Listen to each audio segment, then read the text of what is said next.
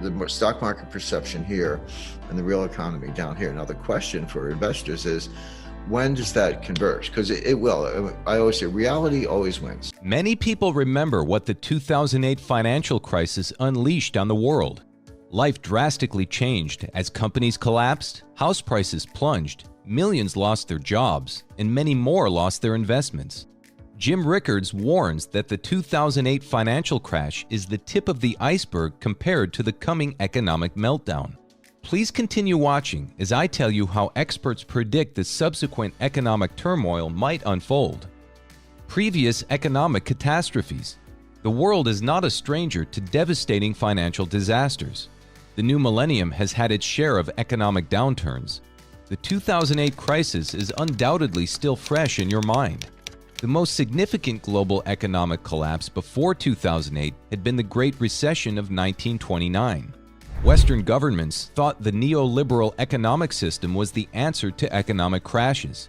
The economic model favored minimal regulation, giving financial institutions almost unfettered discretion to do whatever they wanted. This is going to be part of what throws the economy into severe recession. They're raising rates and inflation's coming down. But what they don't know is, are interest rates coming down because they're raising rates, or have they already hit the terminal rate and it's coming down on its own and they just don't know it? And that's a big deal, because if they're at the terminal rate and they just don't know it and they keep tightening, which they are going to over-tighten, probably already have.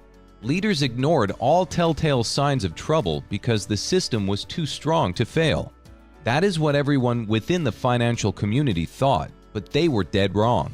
The deregulation lowered lending standards, thus making credit more available and cheaper. The result was the creation of a housing bubble as more people acquired mortgages. Things started going south when the bubble burst and house prices plummeted. Banks with billions in now worthless mortgage holdings had no option but to declare bankruptcy or request government bailouts.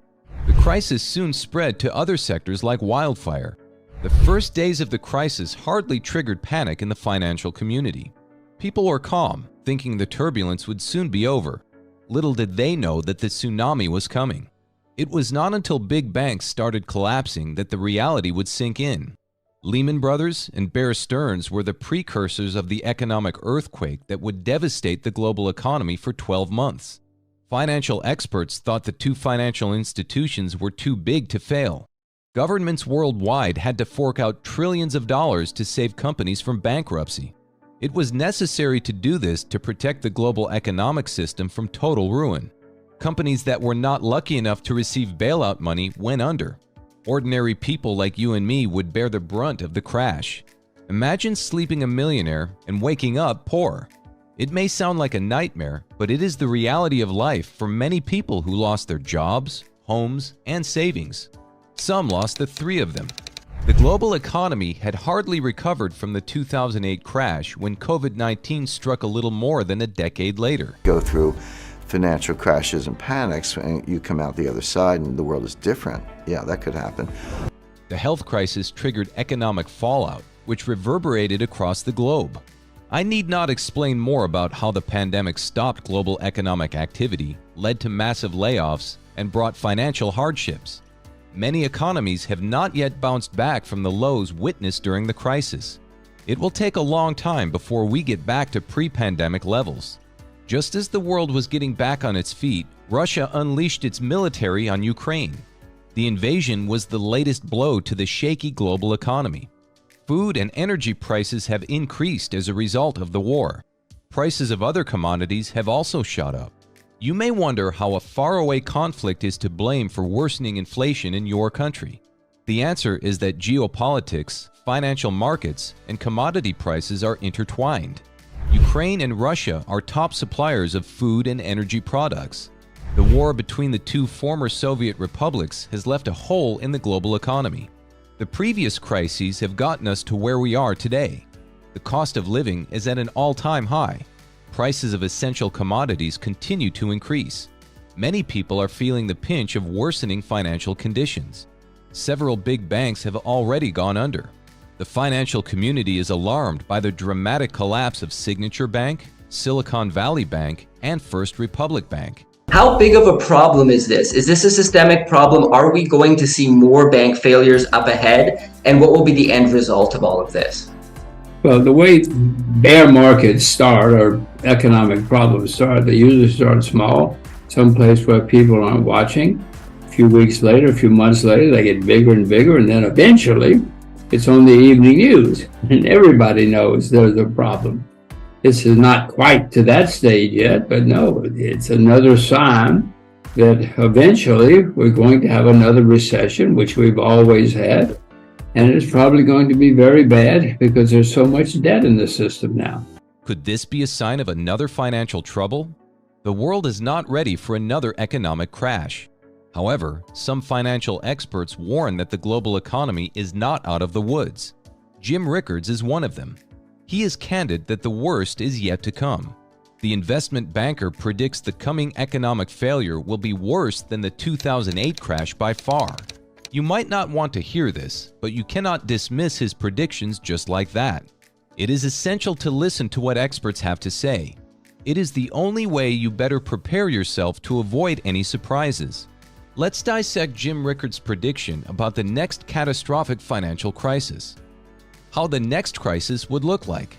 Some financial experts argue that another economic meltdown is unlikely because the housing market is stable and resilient. However, Jim Rickards argues that people are looking for the wrong signals. He explains that this confusion results from the wrong diagnosis of the previous economic failure. As I explained earlier in the video, the official cause of the 2008 crash was the subprime house loans. The housing bubble might have accelerated the crisis. However, the excessive tightening of the monetary policy before the onset of the economic failure was the real culprit. In response to the collapse of the housing market, banks have raised lending standards for mortgage loans since 2009. More requirements of qualification for house loans may have sealed the loophole that resulted in massive defaults in the years preceding the 2008 turmoil. However, Jim Rickards advises shifting our focus to commercial real estate, where trouble is brewing. Office property prices are falling because of remoting working arrangements many firms introduced during the pandemic. Vacancies are on the rise. As a result, property owners are defaulting more than ever before. Once again, financial institutions are increasingly holding on to worthless properties as collaterals. Do you see history repeating itself? Jim Rickards certainly sees all the warning signals of a looming meltdown. The next crisis will unfold similarly to the last. The distress in the housing sector will spiral to other industries. They say, once bitten, twice shy. People will demand their money at the first breaking news of financial woes. People will line up at banks for hours or days waiting to withdraw their money. As you can predict, banks will not be able to meet the overwhelming withdrawal demands. Investors will be desperate to dispose of their assets. Companies with strong fundamentals, such as Apple, will not be spared. The result will be more panic and more economic turmoil. We have seen all this before during the 2008 collapse. We had a problem in 2008 because of too much debt. But just as you know, the debt has skyrocketed since 2008. So the next time we have a problem, it's going to be very, very, very bad. So what makes the coming market failure worse than the previous one? Jim Rickards explains that it is because central banks won't be able to rescue banks through bailouts.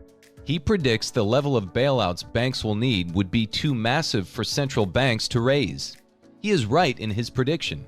Look at the previous bailouts we have had. They have been getting bigger and bigger. Where will the Federal Reserve get the money to bail out collapsing banks? You may be thinking of the IMF. That's brilliant. However, Jim Rickards is pessimistic that the financial agency will be of any help because of the lengthy process. More significantly, at least 85% of member states must approve any bailout. Do you think all member states of the BRICS group would readily support bailing out the Federal Reserve? I highly doubt it. Now you can see how the next crisis could be the last nail to the coffin of the global financial system as we know it today. The aftermath. The aftermath of the subsequent economic failure looks gloomy. Jim Rickards emphasizes that it will not be the end of the world. The world will continue to exist. However, we can agree that the world will not be the same again. How would you react if your bank told you that you could not get your money out? You would not be too happy about it. Now imagine if every depositor cannot access their money. A few months ago, people in Lebanon had to break into banks to get their money. You will most likely witness similar scenes in many countries. This lawlessness would pave the way for a total break of the social order.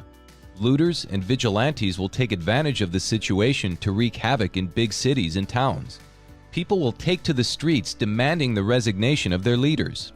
We may witness more coups in the aftermath of the next financial crash than at any other time. Essential commodities will become as scarce as snow in Miami. Black markets will thrive and become the lifeline for many people. To survive, people will turn to semi-barter trade to get what they need, as currencies would be worthless. The next crisis will result in the total collapse of civilization as we know it. What's going on, as I just described, keep some cash, be ready for a severe correction. If I'm right about the fundamental economy, and obviously I think I am, there's a lot to back that up, we're not going to get fabulous growth. And this, by the way, gets to the title of the book, The New Great Depression. Depressions are much more subjective. People say, well, if that's a recession, then a depression must be 20 quarters of declining GDP. And that's not the definition. You can have growth in a depression. The fate of the American hegemony and the U.S. dollar. The U.S. has been dictating global affairs for as long as we can remember.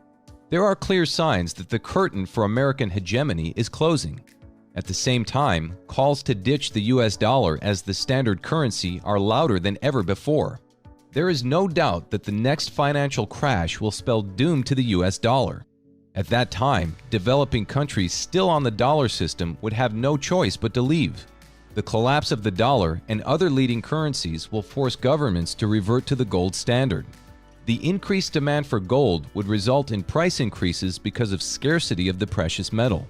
According to Jim Rickards, the price of gold would reach $10,000 per ounce.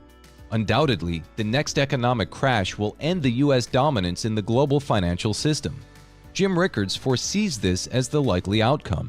The biggest threat to the U.S. global dominance is the rise of BRICS. The bloc is growing with more countries joining. Iran is among the countries that have recently become members. The goal of the bloc is to provide a parallel system, with China and Russia being the main drivers. The recent expansion makes BRICS even more formidable. The entry of Iran completes what Jim Rickards calls the axis of gold because Beijing, Moscow, and Tehran have been amassing massive amounts of gold. It will be possible for the three countries to establish an alternative financial system to replace the worthless US dollar.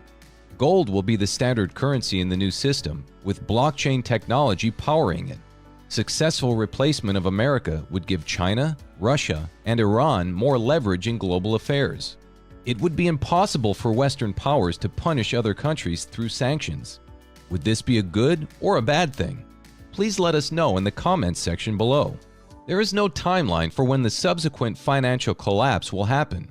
It may happen soon or take decades to come. It may never occur in your lifetime. We cannot give a specific date when to expect a catastrophe. That is the nature of disasters. They come unannounced.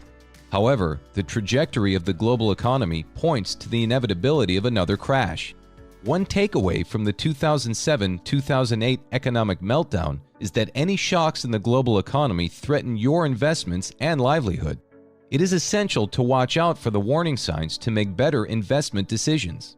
I hope you have enjoyed watching this video and learned many things about economic futurism.